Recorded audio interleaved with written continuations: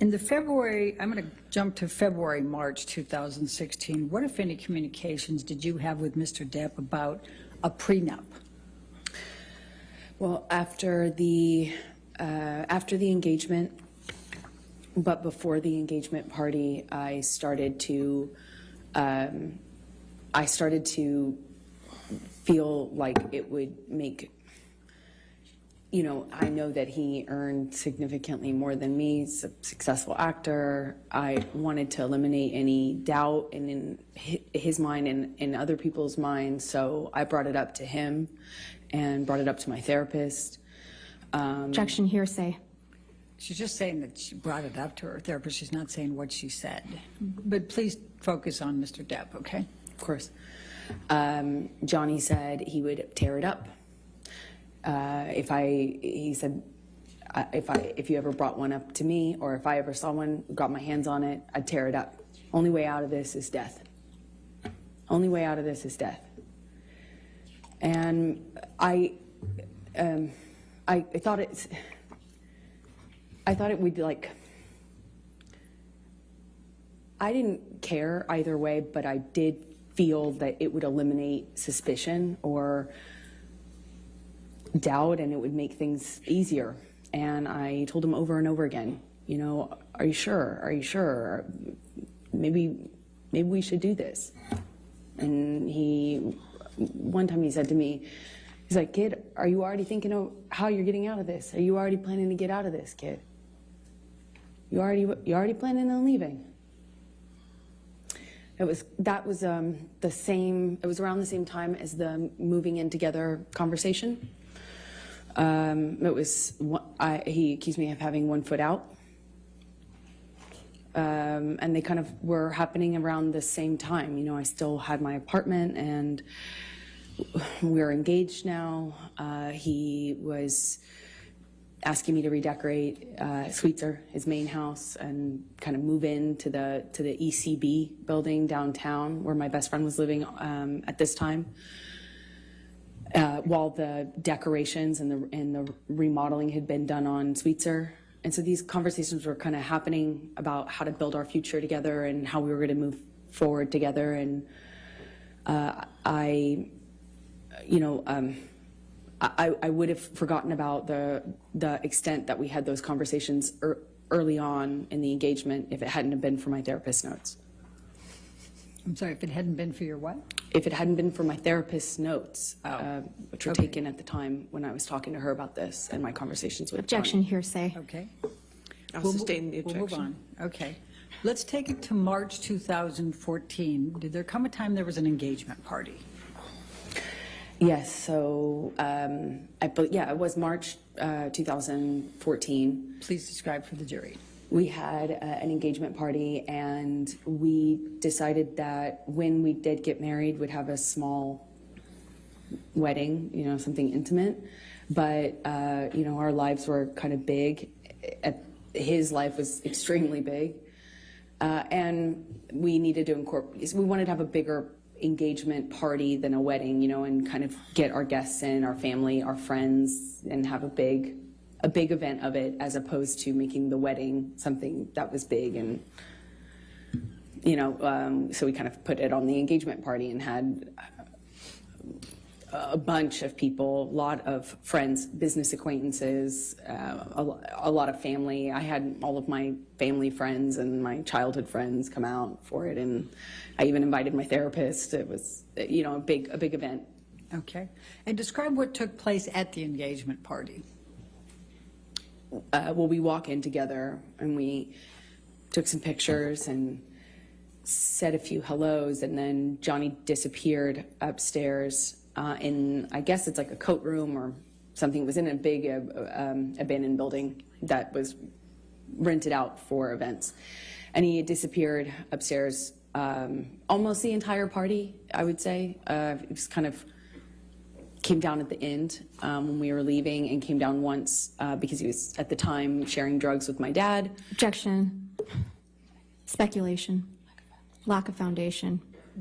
How do you know that he was sharing drugs with your dad? I was there. I watched it. Please continue. My dad at the time was was addicted to the same thing Johnny was. And so my dad had, either my dad ran out or Johnny ran out. I can't recall which of the two ran out, but there was they needed more, of course, and had to leave the party. My dad actually left with Johnny's security to go get more drugs from Objection West calls for Hollywood. speculation. How do you know that? They told me. Hearsay. Sustain the objection. Okay. And they left to go whatever, and then they came back with drugs, and everything was okay in terms of the withdrawal symptom, or I don't know what you call it at that point. But he still stayed upstairs. And Are you referring to Mr. Depp? Yes, I am. Okay, please So continue. shortly after that, I tried to get Johnny to come downstairs, and he just snapped at me, just verbally told me to shut the fuck up. And I remember talking to my mom about the irony of it. Okay. We were at an engagement party, but that was pretty much it for the engagement party. And I went downstairs and entertained guests and smiled and took pictures and put on a face and, went about my evening. All right. I'm going to take you to May 2014, the Met Gala. Could you please tell the jury what a Met Gala is and what's involved in that? Objection compound. 2014, the Met Gala. Could you please tell the jury what a Met Gala is and what's involved in that? Objection compound. Overruled. Met Gala is a big event, annual event, celebrity event in New York. It's a fashion event, but it's just a major red carpet event. And so you have to be invited, and it's kind of a thing, and we were invited that year. And I had already gone for the previous year or two, and this year we were going to go together. And at some point in the evening, we're sitting across the table, and Johnny starts asking me about this woman. He thought I was looking at this woman in a sexual way, and I kind of turned it around on him and said that exact same Objection hearsay. All right. It's context, Your Honor. This is I'll context. sustain the objection. Okay. Just say what Mr. Depp said then. I guess you can't tell us what you said to him. Okay. He was accusing me of flirting, and that's how the argument started. I don't recall what other accusations I was fielding at that moment, but typically in my experience with him, it wasn't just one. So you'd make a point, and then he would go on to a different accusation. But I remember that what started it is this accusation that I had been flirting at this event. We get back to the hotel room, and Johnny shoves me and kind of grabs me by the collarbone area, like not really my neck, but top of my neck, above my collarbone, below my neck. I think at that point, when we were still in the living room, I shoved him back, but I don't really recall too many specifics. I remember he threw a bottle at me. It missed me, but it broke the chandelier. And at some point, I remember maybe this was the shove that I was talking about, but at some point, Johnny and I are in a struggle in the living room, and he kind of like shoves me down on the sofa, and I get up and I'm trying to get him off of me, and it's just stronger than me. I don't know how else to describe it. And at some point, he just whacks me in the face. And I had not, at the time, been, I think that was the first time I was like, is this a broken nose? At the time, I was unsure what that feeling was, but I suspected I had a broken nose. And other than that, I was relatively unscathed. But I remember my nose being swollen, discolored, red, and I took a picture of my face at some point and made a joke about it to my friend about how bad I looked compared to how the red Objection, carpet. hearsay. All right. It was not for to prove the truth of the matter, Yes, sir. I'll sustain the objection. Okay, okay. Mr. Depp said. He was mad at me for taking the job with James Franco. He hated James Franco, and was already accusing me of kind of secretly having a thing with him in my past since we had done Pineapple Express together. Okay. So I'm going to take you to the Boston plane incident. We've heard about that earlier, May 24. Can you please describe for the jury what took place on May 24 relating to the plane incident? Well, I had spoken to Johnny, you know, he's in Boston, I'm in New York, and I spoke to him. He had already been upset with me and accused me in like many arguments about not telling him about scenes that I had. If I had a kissing scene, any sort of romantic scene, and I wasn't explicit about what I was going to do, then I was accused of having withheld information and hiding it from him. So I didn't want the fight, of course. I didn't want the argument, but I had to kind of eggshell tiptoe around how to tell him when I had any sort of scene like that. And I did tell him in this occasion. Objection, hearsay. We need to stay with what Mr. Depp said, okay? Okay, so he was upset with me, but he didn't sound coherent so much on the phone. He was yelling at me about how could you tell me this? How could you tell me this when I'm filming, when I have this scene that I'm doing? How could you tell me this when I'm working? Obviously, I couldn't tell him any other time because we were both filming, and I told him as soon as it was relevant, but he kept saying, how could you tell me this? How could you just tell me this? And it was like I had told him I was having an affair or something, you know, he was that angry at me. But he kind of started to sound less connected to reality as these like arguments would happen on the phone. This is in one day. Eventually, he hangs up on me in the conversation, screaming at me.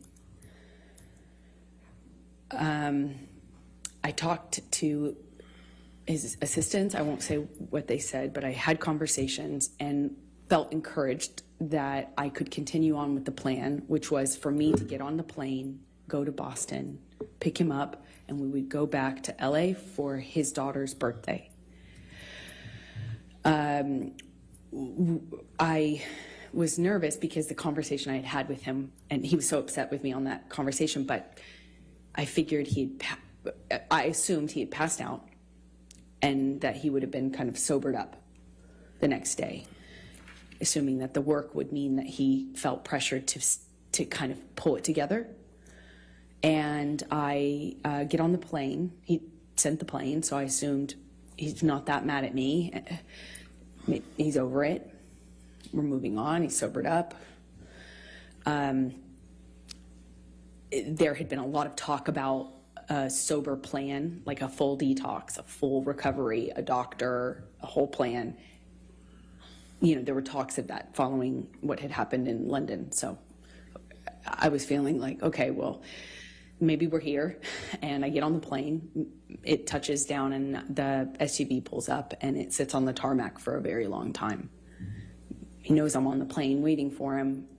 So I kind of started to anticipate that things weren't as I hoped, meaning that he was sober and had slept it off.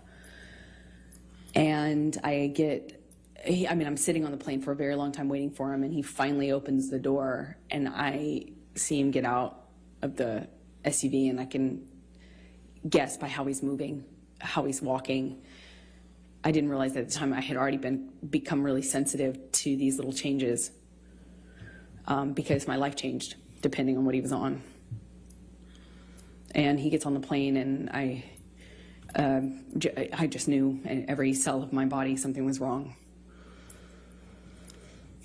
And he comes straight up to me, doesn't say anything to me, but is looking at me. He's got these glasses on, and he takes them off in this kind of aggressive manner and sits down across from me, not in the usual spot. We'd kind of have our places on his plane, you know, where you get used to sitting. And I remember I got up and moved to accommodate him getting by so he could sit in the normal seat as per usual. He didn't. He sat across from me. At some point, and I don't really remember the exact sequence of it, we take off, and at some point he's asking me what's wrong with me, what do I have? Do I have something to tell him? Do I have something to tell him? You want to talk to me about your day yesterday? And then it gets, I already know that he's drunk. I already know he's using, he reeks of weed and alcohol. I mean, his breath smelled so bad, and I could,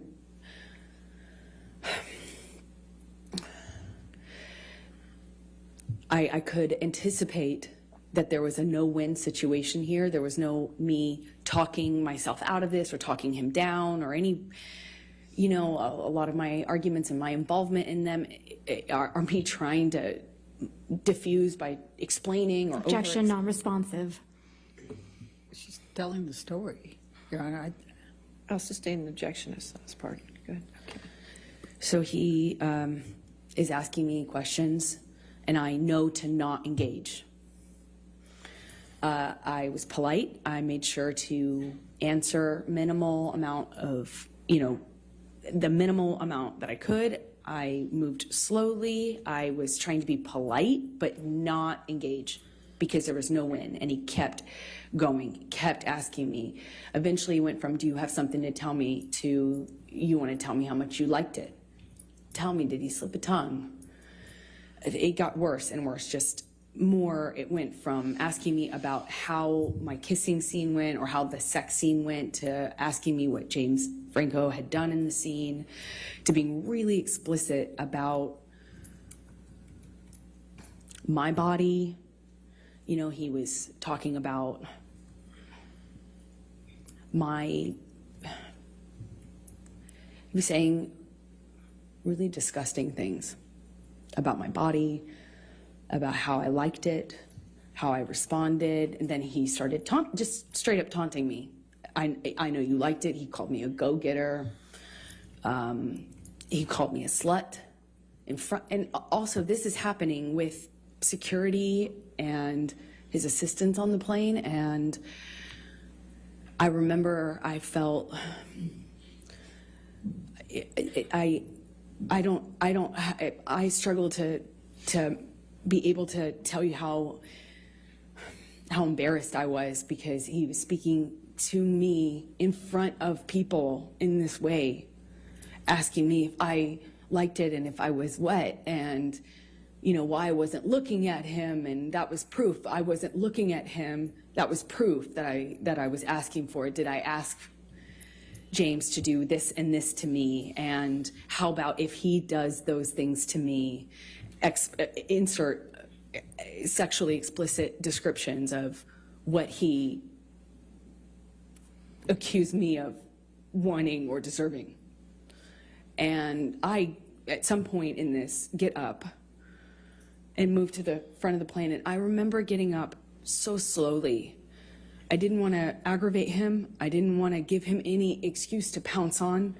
I didn't want to upset him. I didn't want him to flip a switch and get worse. I just remember very slow movements, and I slowly get up and move to the front of the plane, and he starts throwing things at me.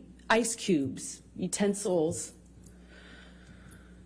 He's calling me a go-getter, and then an embarrassment, talking about what an embarrassment I am.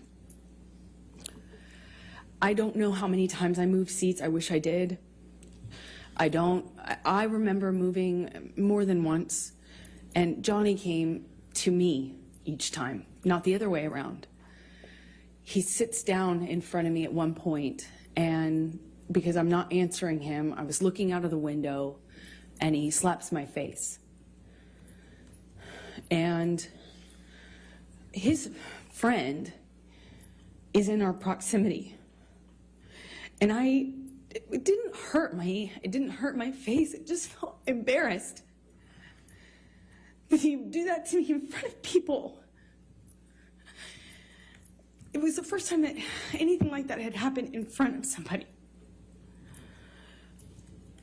I got up to move again, and he's just taunting me, having a laugh, screaming, and then just straight up mean, calling me names.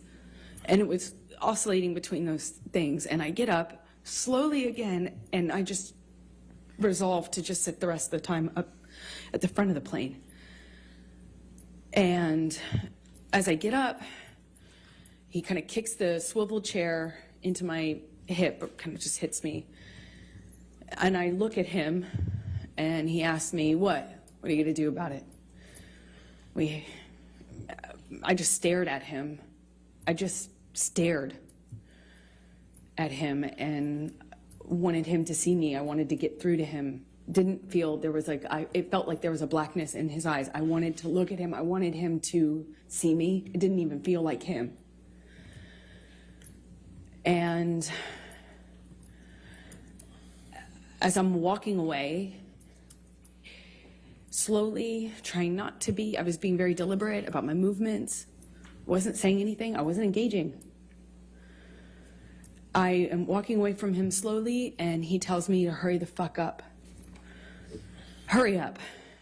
And I just look at him one more time, wanting to penetrate the monster to see the man that I love underneath that. The man I loved. And he tells me to hurry up again. And I pull my gaze away from him. I walk away from him. My back is turned to him, and I feel this boot in my back. He just kicked me in the back. I fell to the floor. I caught myself on the floor, and I just felt like I was looking at the floor of the plane felt like a long time. And I thought to myself, I don't know what to do. I can't believe he just kicked me. No one said anything. No one did anything. It was like you could hear a pin drop on that plane. You could feel the tension, but no one did anything. And I just remember feeling so embarrassed. I felt so embarrassed that he could kick me to the ground in front of people. And more embarrassing, I didn't know what to do about it. I got up and I walked to the front of the plane. I sat down and I just looked out of the window. And Jerry Judge Security and my friend both kind of under their breath asked me, Did there come a time that you tape recorded Mr. Depp on this plane?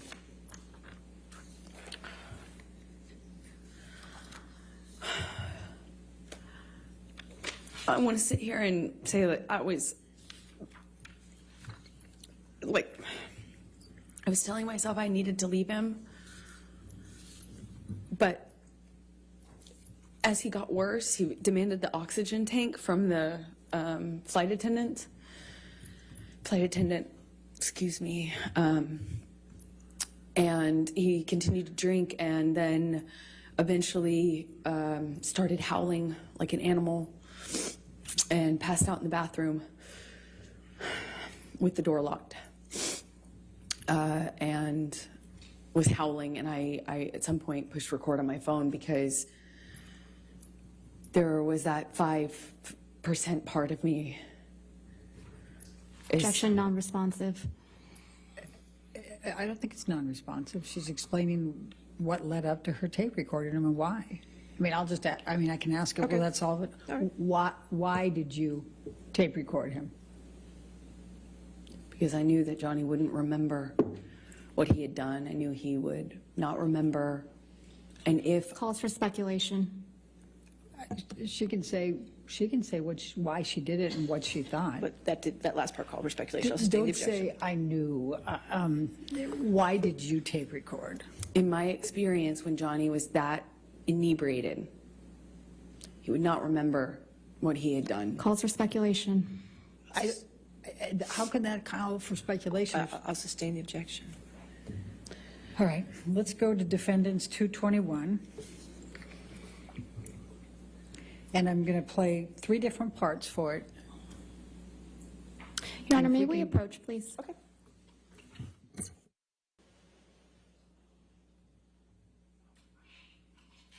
So we're going to start with 221, and we're going to call it A, and that'll be 0 through 1 minute.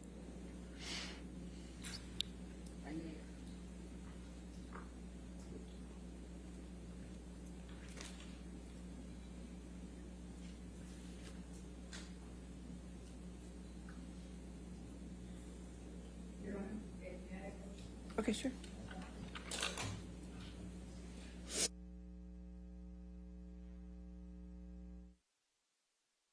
With the first one with 0 to 1 minute. And can we turn up the volume just, I mean, there's part of it that the noise of the airplane is a little bit loud, but to be able to pick up the noise.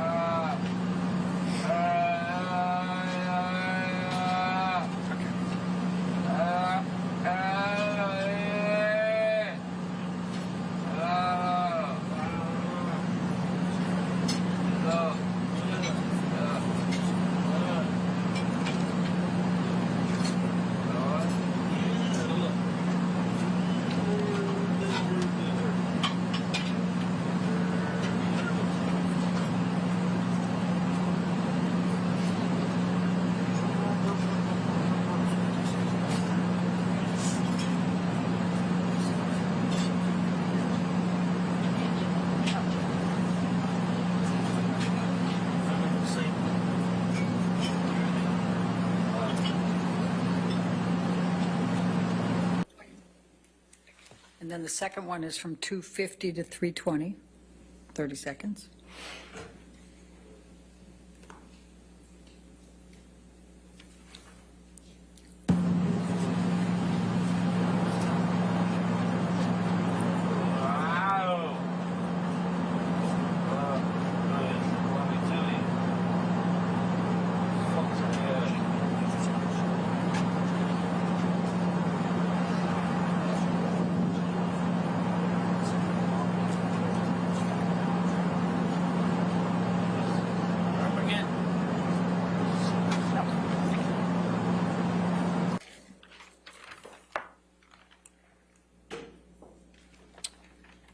You, 221 is in evidence. All of 221 is already in evidence. So may I play the third one then, and then we Yes. can take the break? Yes. Thank can you. play- That would be at You can play 9. all of it if you'd like. That's fine, thank I you. think that'll torture the jury if I do that, Your Honor. 9:30 to 10, just 30 seconds more.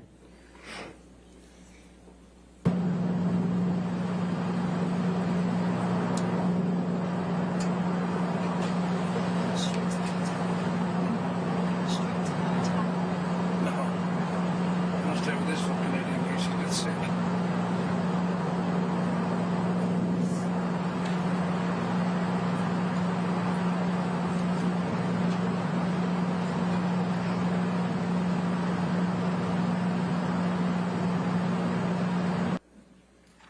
All right. And you can be changing gears after that, or do you have any more questions for this issue?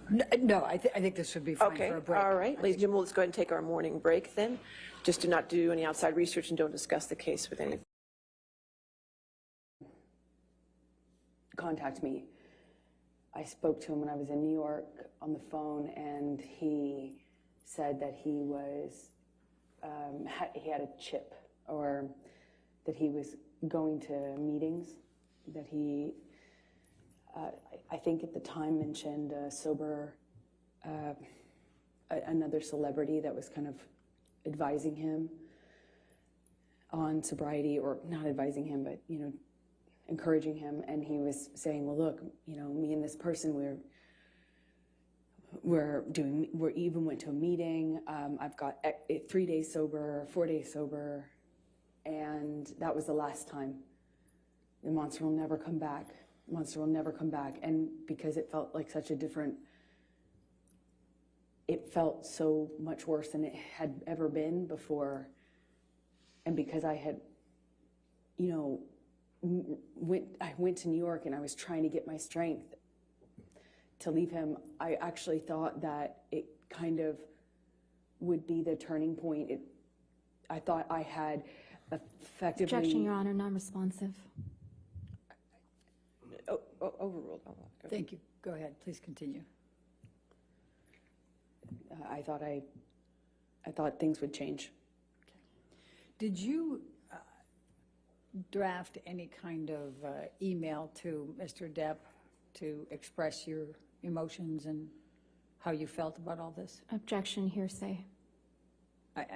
Well, let's go, also lay the foundation, Your Honor. Let's go to defendants 239. 239.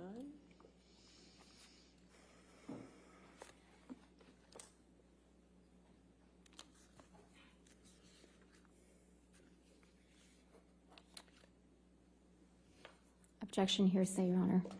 And I would say both present sense impression and definitely state of mind, Your Honor. I'll sustain the objection. All right. So did you ultimately communicate to Mr. Depp what you first drafted up in an email without saying anything about what's in the email? That calls for hearsay, Your Honor. I'm just asking if she did. Not what she said. Correct. Okay. Overruled. Did you communicate to Mr. Depp what you had drafted in the email? And you don't get to say what you said? Yes. Okay. And what, if any, response did Mr. Depp have to your sending that email to him?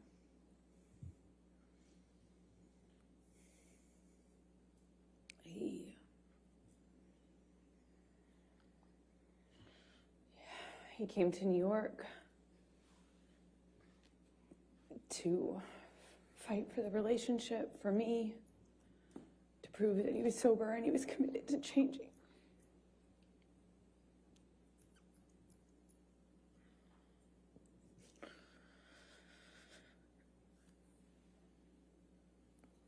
I believed he was embarrassed and sorry. He said he was, and I believed him. So I took him back, or I got back with him on the condition that he would uphold his promise to do the treatment, to do the full detox, clean up, and never go back.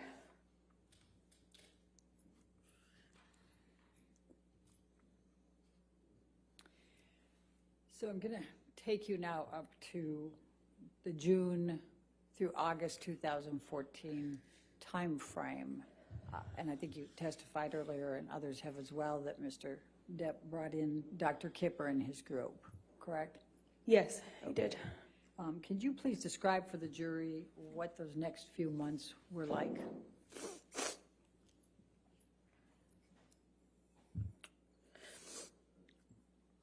All of a sudden, this doctor gets brought on that we had been talking about. I'd heard this name before. And all of a sudden, this doctor, Dr. Kipper, who apparently wrote a book on addiction and was this doctor who was going to be the solution, the cure, you know, and he got brought on board, and all of a sudden the plan was that this team would be involved in Johnny's recovery. So it felt real, it felt serious, I felt like protected. You know, already by this point heard a million times, it seems like, promises to get clean and sober, but this felt like a change. And they were going to come to Boston and start working with Johnny, and the plan was to keep Johnny on the same level of drugs that he was on since he was filming. They needed him to finish filming the movie, so he was going to be maintained with his with prescription pills, including the painkillers. And the plan was he would obviously abstain from alcohol completely and all other drugs like weed and coke.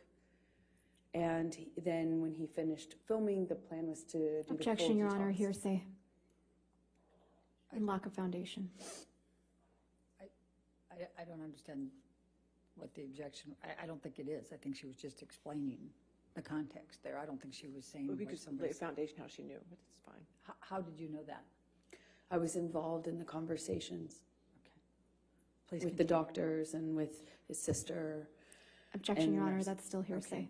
All right, I'll Okay, sustain the that objection. part is. So what happened next?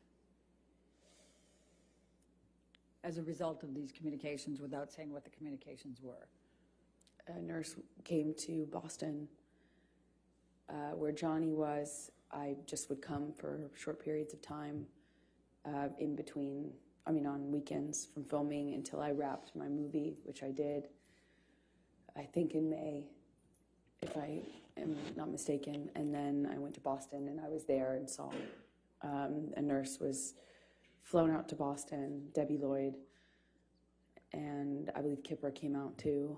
And they put Johnny on a bunch of new medications, which they shared with me, told me about. Objection, Your Honor, hearsay. Well, we have to be careful about what other people told you, okay? But you can testify to what you know, okay? So what happened then? I saw his medications change.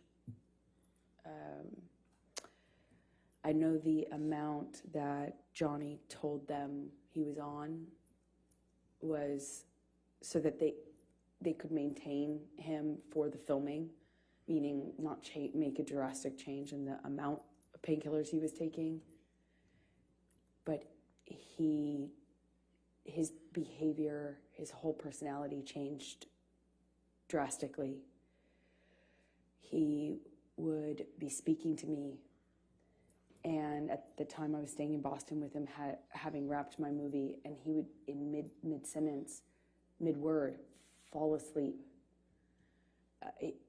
One time I was sitting across from him, and he would come in and out of sleep, of being awake, or completely what appeared to be asleep while talking to me, and he had a cigarette in his hand, and, Johnny constantly smoked, and he just sat the cigarette, as he fell asleep while speaking, down on his leg. They're hand-rolled cigarettes. They don't stay lit very long, thankfully, but, it was things like that, and I didn't understand it. Even though I had experience with drug use in my family, I hadn't seen anything like this, and it was so dramatic, the change, that I was trying to figure out with the nurses and doctors what happened, what changed, how we could explain the change and what medications were causing it. I knew there were new medications involved, so, I was constantly worried and in communication, and Johnny's behavior got worse and worse, more of this passing out, nodding off, waking up in the middle of the night, screaming, waking up in the middle of the night, sometimes crying, and the emotions would change from one to the next, like by the second.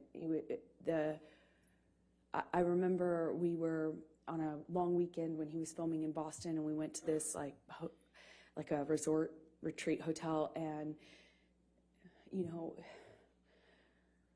he was just bawling.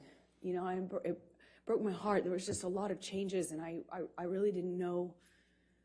I felt so bad for him, and I thought maybe it was just what Kipper had introduced into the regime, the medications. But what I found out in that time is that he was taking about double the amount. Objection, Your Honor, hearsay. Was No, I this your saw, I observations? saw it. Okay, overruled. Thank you. Please continue. It was taking about double the amount that he told them was his normal when he started the process with the doctors. So after a few, it's, I think, months of going, what is wrong? And, turning him over when he vomited at night or checking his pulse, all of a sudden when I realized the amount was about double, I realized then he had been lying to them and me about the amount so that he could get extra high before he had a detox. But that I can't, it was such an agonizing weeks, months. It was so agonizing. I don't know how long it lasted, but I was so concerned for this person, and he had just been doubling up his meds because he didn't. So, Michelle, can you pull up 1092, Defendant's Exhibit 1092?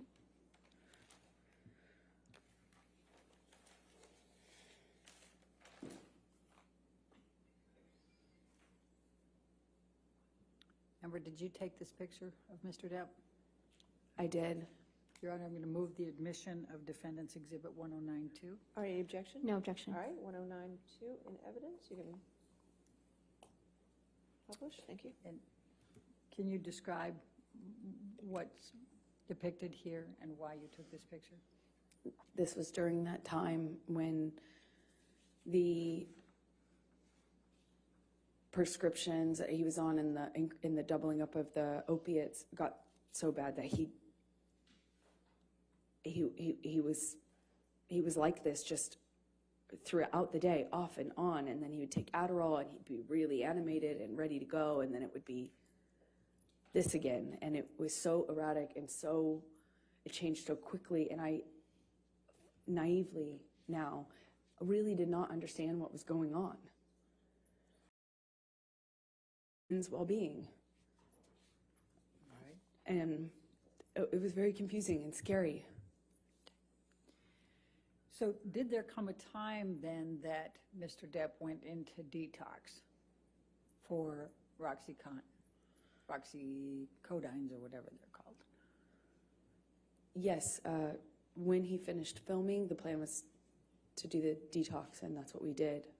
And when was that?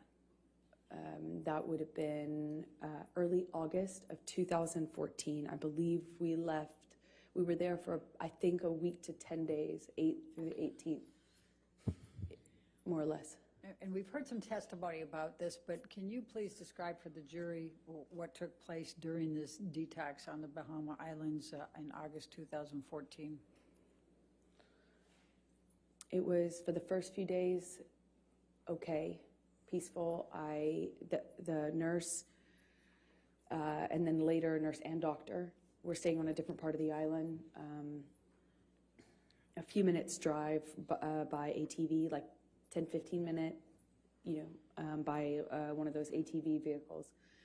But we communicated via walkie-talkie and occasionally through text. And it was okay at first, and then the behavior, then it just really wasn't okay.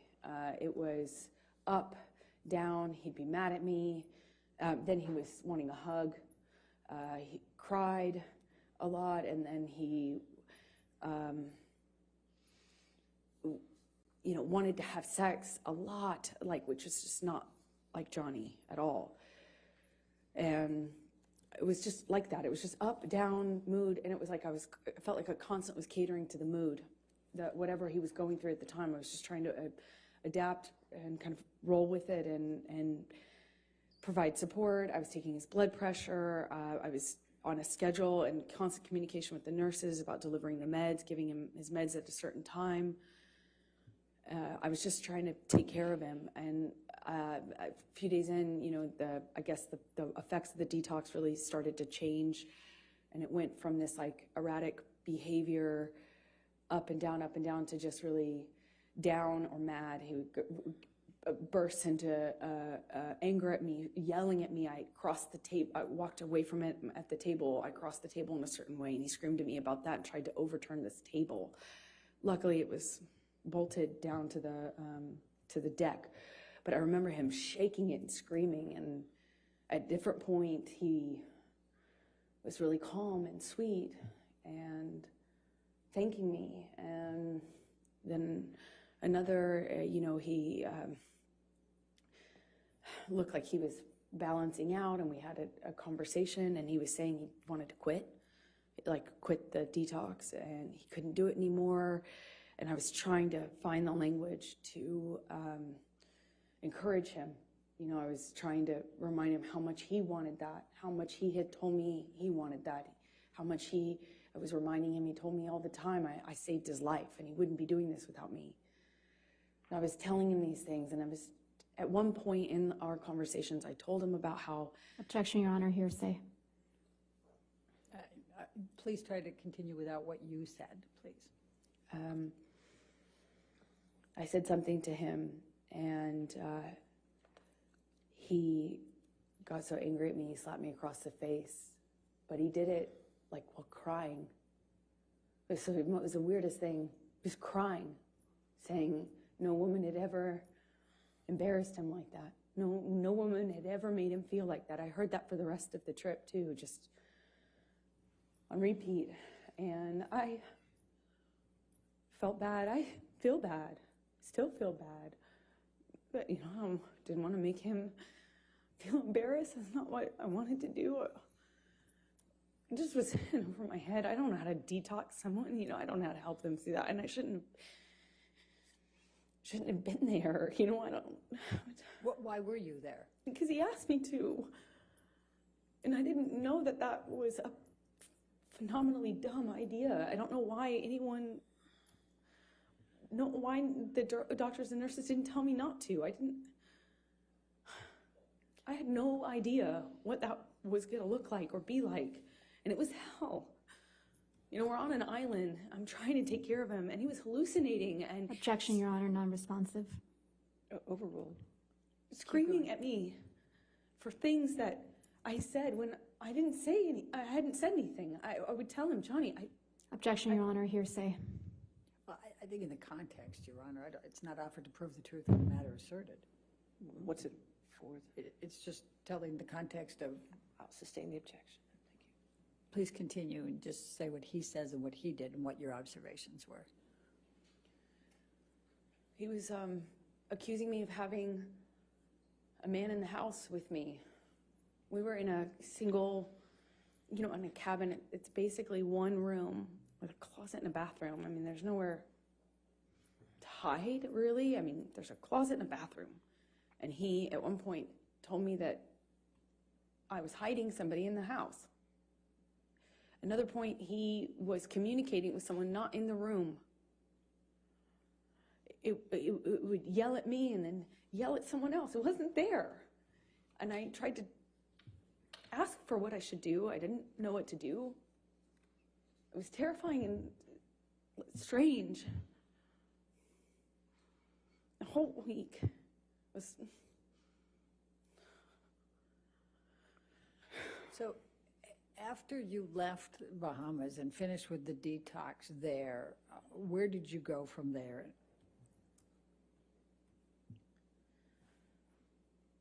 We, meaning Debbie Lloyd,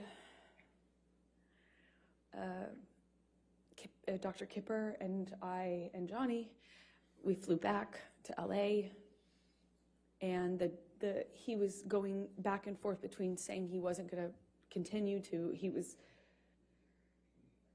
committed. It was back and forth. Everything was up, down, erratic, changing every second. And we got to LA, and Debbie and Kipper communicated with me. I won't say what they said, but I decided it would be probably in everyone's best interest if I went away to a hotel. Johnny put me up in this room in this hotel while he finished the process of detox in LA. And I had my friends out with my girlfriends there to support me as per usual. So Michelle, can you pull up 272, please?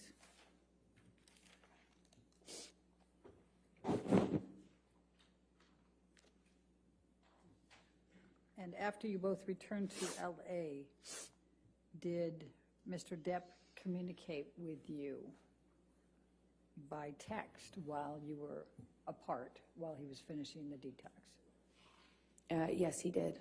Your Honor, I'd like to move the admission of 272. Any Defendant's objection? Yes, Your Honor, to the first message. Excuse me, Your Honor, to the You second. mean the response? Right. Okay.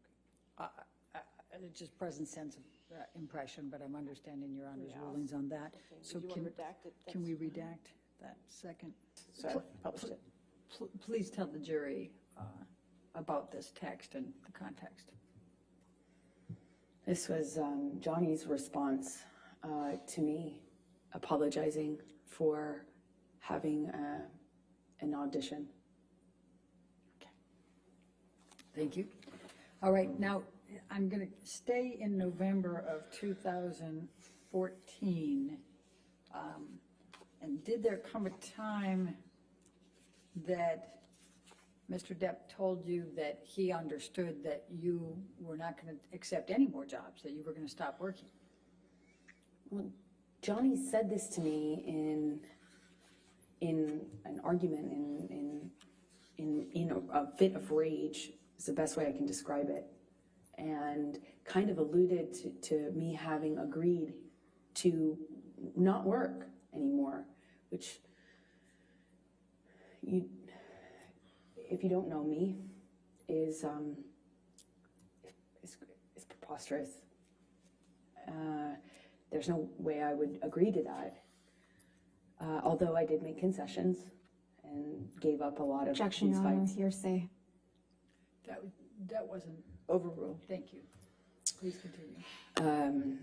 So he reached out to other people and to me to that effect, furious at me for taking meetings. There was one in particular I wanted, one meeting I wanted to take because it was a project in development with a sci-fi writer. And I remember I wanted to take that. These things were just, they were just constant fights. But in between them, when things were good between Johnny and I, he would be, he would word it to me like, I'm trying to look out for you. You say that you don't want to be objectified, but you're doing it to yourself. But at first it was because I dressed a certain way or had sex scenes, and then it just got more narrow and more narrow and more narrow what I could do without being the blame for why the industry, Hollywood, the entertainment industry, was putting me in a box and objectifying me. So it became my fault. I mean, I believed it. I believed it. I adopted a lot of these changes myself, not because Johnny, said you have to do it this way, but because of all the other things that he said and did, I eventually found myself making decisions about my own career, about how I dressed, about how I wore my hair, how I presented, where my eyes were cast when I walked into a room. And I believe those were my own decisions. Amber, did there come a time in November of 2014 that you engaged in some couples counseling with Dr. Cowan and you and Mr. Depp? We attempted to. I had stopped seeing my therapist in 2014. I couldn't sustain seeing her and be in the relationship with Johnny, and I chose Johnny. Eventually, Dr. Kipper introduced me to his close friend, Dr. Cowan. And I met with Dr. Cowan and agreed to let them share communication about my care, my treatment, both what I said to Cowan and what I said to Dr. Kipper, who had become my physician as well. He also put a nurse on me that would be my travel companion And that travel companion would keep tabs on me and report to Dr. Kipper, who reported everything to Johnny. Objection, hearsay. Calls for speculation. Sustain the objection. Okay, so tell us about the couples therapy in November 2014. So Dr. Cowan, this man who is friends with Kipper, who's treating me, agreed to see Johnny and I together. And I don't know how many minutes of that went on before Johnny stormed out, knocked something off the table on his way out, and rolled a joint in the bathroom before storming out of the office, slamming the door. All right, so I'm going to take you up to December of 2014, and specifically December 17, 2014. And I'm going to ask you to take what, if anything, do you recall of an incident with Mr. Depp relating to Clive Barker? He was the sci-fi writer that I liked. Well, fantasy sci-fi writer.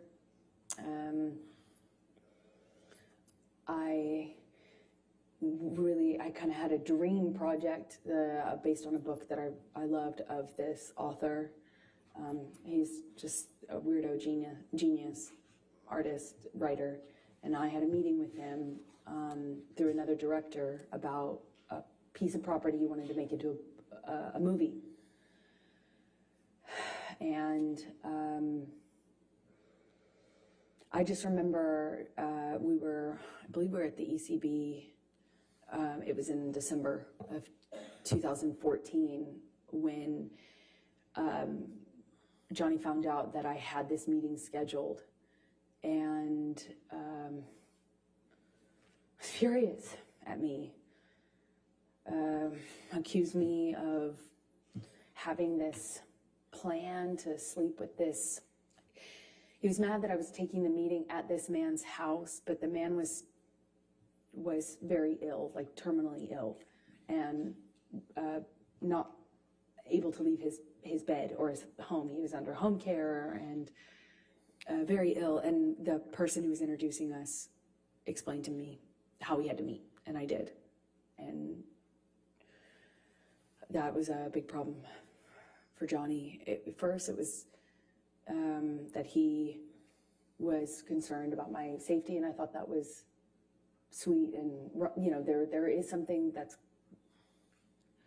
I thought was sweet and romantic about that, but combined with the drinking, it was not very long before I was being accused of full on having this other plan to sleep with the writer in order to get this part that I was already being, basically offered to develop. And it was just this, he switched from he was accusing me of having this ulterior motive with this director, the director having it with me, then with this writer. And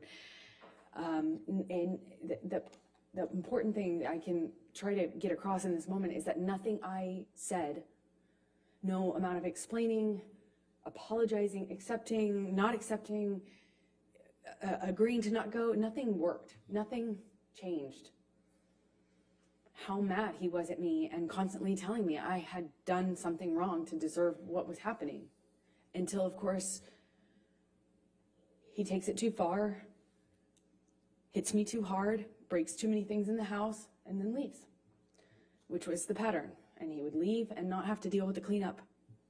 He never had to deal with the cleanup. He never had to deal with the destruction or see me or the house that he had destroyed. He never had to deal with my face the next day. He would just go. I called it splitting. You just split. And eventually I'd get an apology of some kind, or I would get an offer to have him come over. He would offer to come over and talk or give me my peace or give me my goodbye.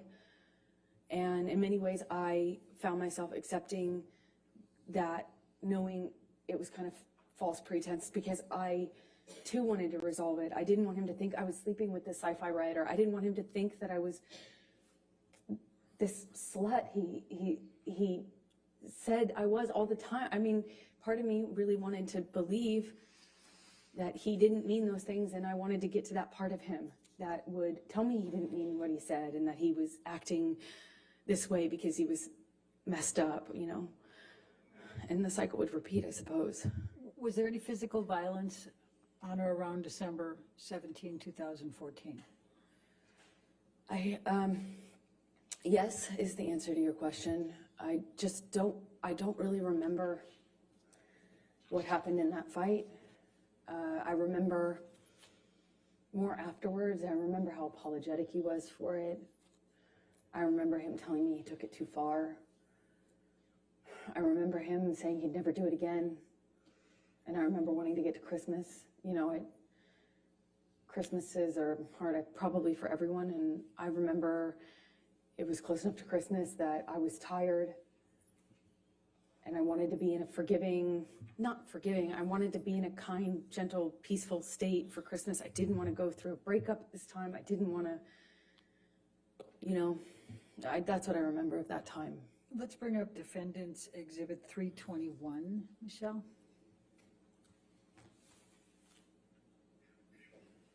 And this is on 12/17/2014. Is this a text message exchange between you and Mr. Depp? Yes, it is. Your Honor, I'd like to move the admission of Defendant's 321. Any objection? Sorry, Your Honor, just a quick minute.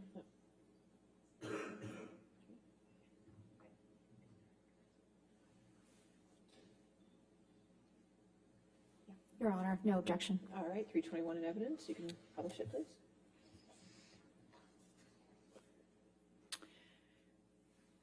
Amber, I'm just going to turn your attention to this. This is an email exchange between you and Mr. Depp, and he says, I am truly sorry to have upset you to the degree that I have. I couldn't be more sorry for yet again ruining your day. I do, of course, take your generosity, your selflessness, your affection, and your sweet doting deeply into my heart, and I think that I've been reciprocal. Agony is never the answer to any equation or occasion, nor is rage. Please know that my apology is sincere and solid, and as stupid as it sounds, I hope your meeting with Clive Barker is excellent. You see that? Yes. Okay, and then you respond, thank you for your words, and you indicate you just left Betty Sue's, that's his mother? Yes, and I then had a glass of wine with my former agent, Megan. Okay. That afterwards, she encouraged.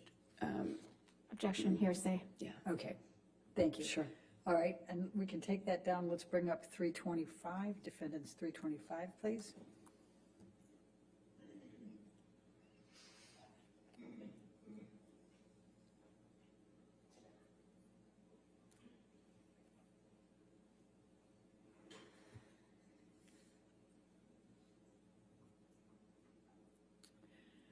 And this is an email exchange the following day, 12/18/2014, is that correct? Yes. Okay, Your Honor, I'd move the admission of Defendant's 325.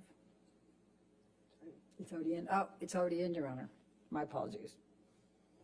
We'll get that figured out at lunch. With what redaction? It's already in, It's so. been in evidence. Does anybody over there have the list of evidence that's already in evidence? Okay, we're making sure. Ours indicates it is. It's in. It's in evidence. Without redactions, Your Honor? It was redacted. I don't know what it was redacted to. The redactions don't.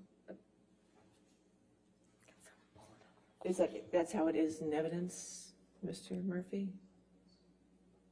We can check. We'll check our copy. Thank you.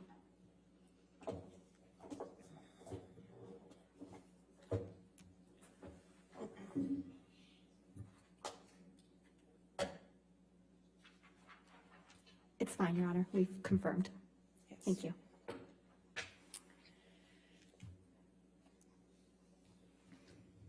All right. It can be published.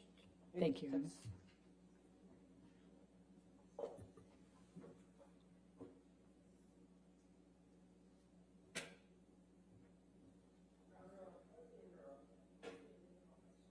You can't see it on your screen? All right, we'll take care of that during the break. If you could just share it there. Oh, get it? Okay, thank you. All right, good. Okay, thank you.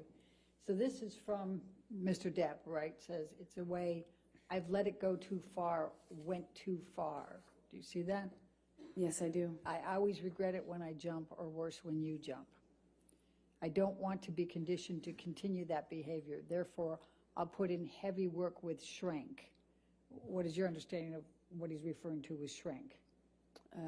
Psychologist. Objection calls for speculation. Did you have an understanding of what he meant? Yes, I knew exactly what he meant. And what did he mean? Shrank is shrink. What did he call shrink? Johnny called shrinks, meaning of psychologist, therapist, shrink. Okay. I'm sorry for being less, for your disappointment in me, for my behavior. I'm a fucking savage. Do you see that? Yes. All right. Gonna lose that, gonna lose that. The devil is all around, right? Now, you respond to this. And of course, before you go there, and he says, I am well aware I should have been bigger at the moment, and that it will never again manifest in negative experiences. It can be done. What a killer concept to visualize. Do you see that? Yes, I do. And you respond, I love you, I miss you already, correct? That's right. Right. And what, if anything, is that consistent with the cycle that you have described?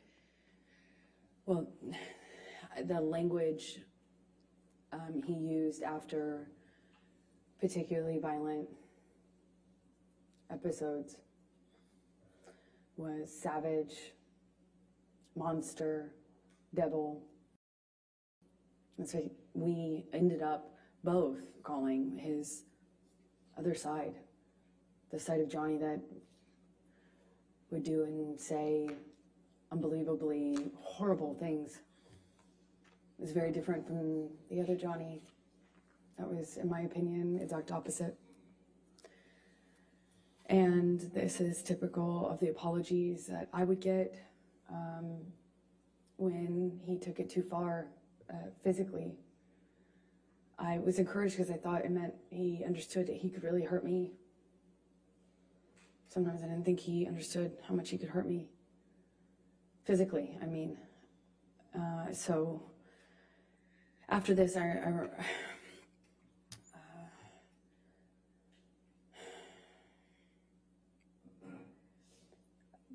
had a visible bruise. I don't remember where, but I remember what other people, well, I can't say that, what they said, so. Anyway, and I, in these fights, would try to stand up for myself. By December 2014. I was pushing back. I'd push him off of me. I'd try to hit his hands away. I tried to always get back up, which sometimes, not sometimes, almost always made it worse. Always seemed to provoke him. But I tried. And worse, I would yell at him. I'd scream at him. I'd call him ugly names. So ashamed of the names we'd call each other. It was awful. It was awful. We both got into that pattern. It was so, I felt so angry that this was happening to me, and it just felt so unfair, It felt like nothing I could do. Felt like nothing I could do would change the sobriety patterns. Felt like nothing I could do would stand up for him, and nothing I did